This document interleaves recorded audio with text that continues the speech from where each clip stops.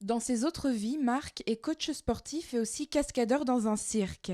Mais il y a 1 an et demi, c'est son âme d'inventeur qui l'a rattrapé. Céline était souvent très embêtée avec sa jupe, sa robe, donc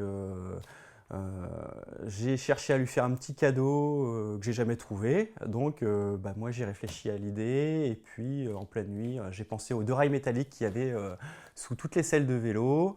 J'ai pensé à deux aimants, une pince et voilà, le lendemain on a fait un premier prototype tout bête qui était un aimant d'aquarium de poisson rouge et auquel j'avais collé une petite pince à cheveux. Donc Céline a essayé le prototype dès le lendemain et ça marchait super bien. Et une soixantaine d'essais plus tard est né le Poupoupidou.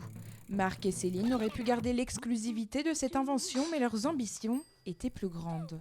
Quand on en a parlé à nos amis, à la famille, on dit pourquoi pas faire un objet pour toutes, parce que c'est vrai que ça pourrait être très sympa.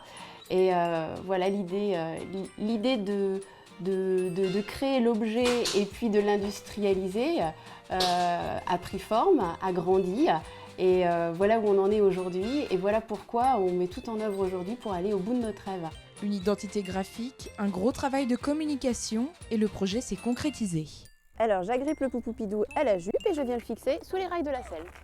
La marque du Poupoupidou, en référence à la jupe de Marilyn, est aujourd'hui brevetée.